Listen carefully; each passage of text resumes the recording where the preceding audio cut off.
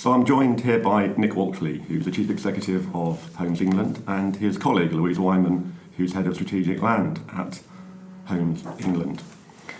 Nick and Louise, in your paper you shows a very complex family tree of the agency.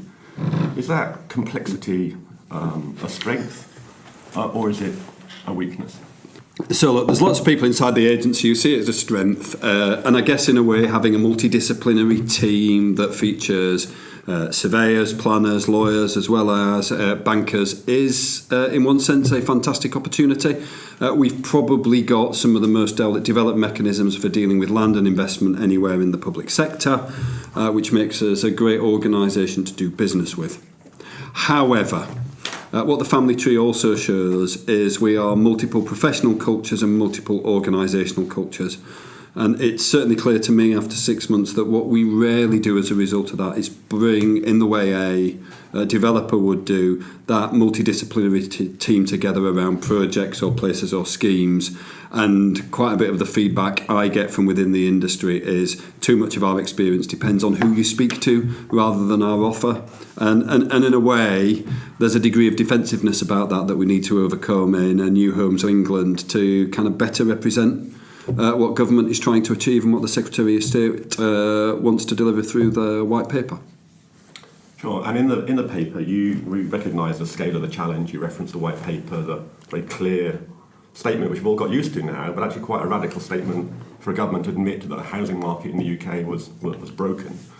And you talk about Homes England and the change. I'd be interested to hear a sort of pen portrait really of what's going forward, what's going to be different from the HCA that we've all been used to in the last few years as local authorities, as developers, investors. What are you going to start doing that's new, and what are you going to stop doing that you perhaps have been doing in the past?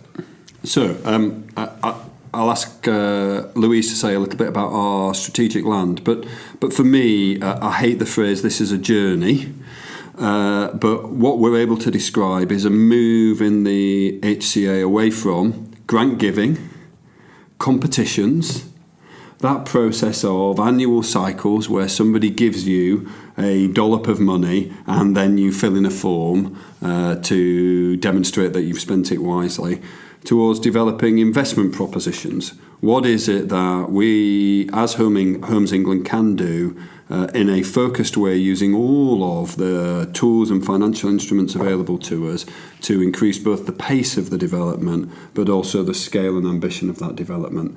And I think that's a fantastic opportunity. I would also say that I think Homes England marks a indication that government wants to be more activist.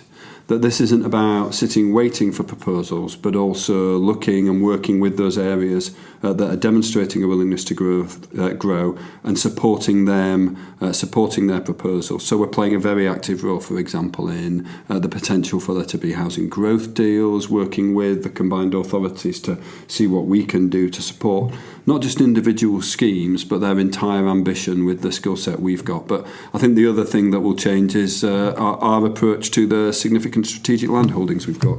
Mm-hmm. I'd agree with that, and I think we need to answer your question about how will we be different, and also how will we look different, how will people perceive us differently. I think we are going to have to be smarter at how we work with the private sector. There is a whole development industry out there, which we're all part of as part of this conference, and we have to be much savvier, I think, within government about how we interface with the private sector who want to do this, but obviously need a bit of help, whether it's infrastructure investment for the large sites or whether it's the finance packages we've talked about. So in the strategic site space, these are sites, our largest is Northstowe, which is 10,000 homes in Cambridgeshire. We've got a lot of sites at the 5,000 home marker. There we're going to have to find development partners. We're going to start procuring those partners in the next 6 months or so in relation to Northstowe.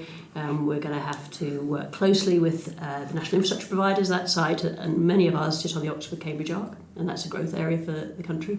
So we've got to be smarter about the kind of knowledge arc thing. Let's link that round to Reading as well, and the kind of good stuff coming out of West London. So there's a lot of strategic stuff we need to do. So I think we need to partner better, both with government agencies and with the private sector, the people whose businesses are set up to do this anyway. So we can share risk and reward that way. We can leverage finance more effectively, I think. And do you think, as part of that, what would go with the grain of that is treating housing much more like infrastructure and taking a longer-term approach to it? We've done it as a country for things like nuclear power, we've done it for certain defence projects and so on. We haven't really managed to ever do that for housing, perhaps because of the more innate political nature of housing. But do you think we're now moving to a world in which housing investment and funding is more long-term, is going to be more locked in across parliaments and treated like infrastructure? So this is difficult territory, isn't it? Because we cannot escape, and quite rightly, electoral cycles, direct accountability. That's why we're public servants. It's what marks us out, and it's what we do. I work for an agency whose job is to carry out, to the best of our abilities, the political priorities of the government of the day. However, sort of both within the founding objects of the agency and within what the Tailored Review says about the need to become Homes England, there's a recognition that large-scale development is long-term and that therefore our investment structures and our portfolio of assets needs to work in that way. And I guess one of the challenges for Homes England is to tread that challenging line between being part of the government sector and yet actually operating in a commercial way, working with joint ventures. Yeah, it's an interesting government function, isn't it, that employs bankers directly. And I think to add to that, there's a lot of stuff in the press. People use the sort of caption, housing as infrastructure. But I don't see them necessarily as separate things.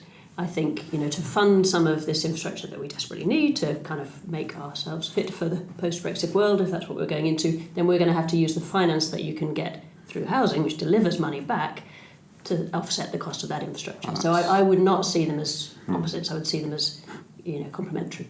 And we had another paper today about actually Brexit and the way in which various parts of our legislative framework relate to different parts of the European sort of instruments. I was interested in perhaps your take in just the sort of wider uncertainty around Brexit and the removal of those planks of different legislation. I mean, does it open up opportunities for the agency, or are there things being taken away that are important to the agency? I mean, how does the agency look at the topics that were covered there?